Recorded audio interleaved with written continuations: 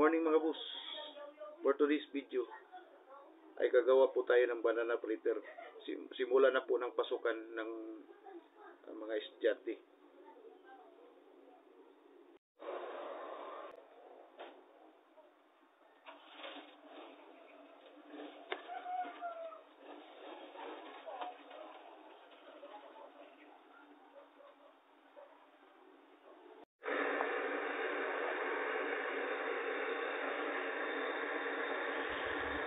Mag-init lang po tayo ng mantika na nasa tama lang po ang init.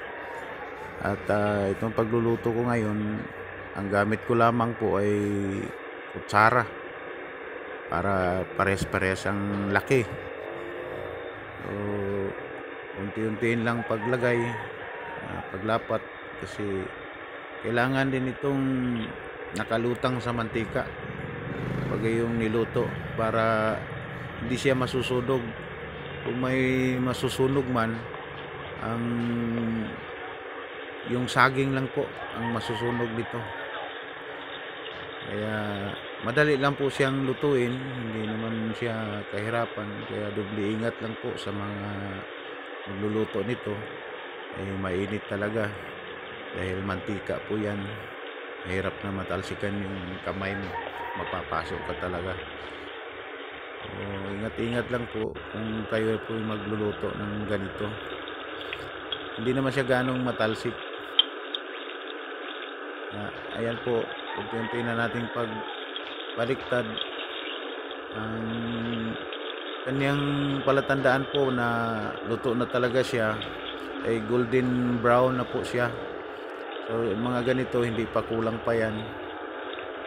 So pag nag golden brown na po kasi ang luto niyan hanggang sa loob, mahirap na po na magluto tayo na luto na sa ibabaw tapos hilaw pa sa ilalim. Ayan, umpisa na natin ahon ng mga finished product.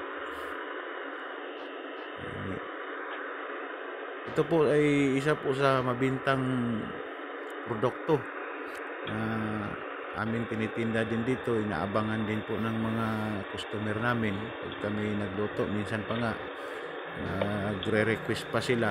Kaso ang problema, ang saging po na ginamit namin dito ay madalang lang po ang may mag-deliver dito na napadaan dito sa may tindahan namin. Kaya kailangan pa itong bibilhin sa may syudad. Pwede sa Pagadian City or sa Mulabi. Yan lang po mga may saging na malapit-lapit. Itong salang na to patapos na po. Ayan. Basta dito po kukunti lang po ang kapital. May pantinda-tinda ka na. So kunti lang po ang ginansya mo kasi kunti lang kita dahil kunti lang po ang kapital. Pero okay na po yan sa araw-araw, at least meron kaysa wala. Sipag lang, may kunting tiyaga. Ganito lang po ang buhay natin. Okay na. Ngayon po dadalhin na natin sa displayhan. Ito po yung displayhan namin. Kasama na po siya doon sa mga ulam-ulam. Yung ulam-ulam naman rin naman, kukunti-kunti lang. Kunti lang kapital.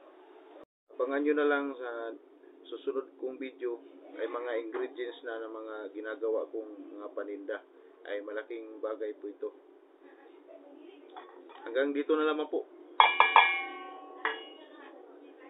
Thanks for watching.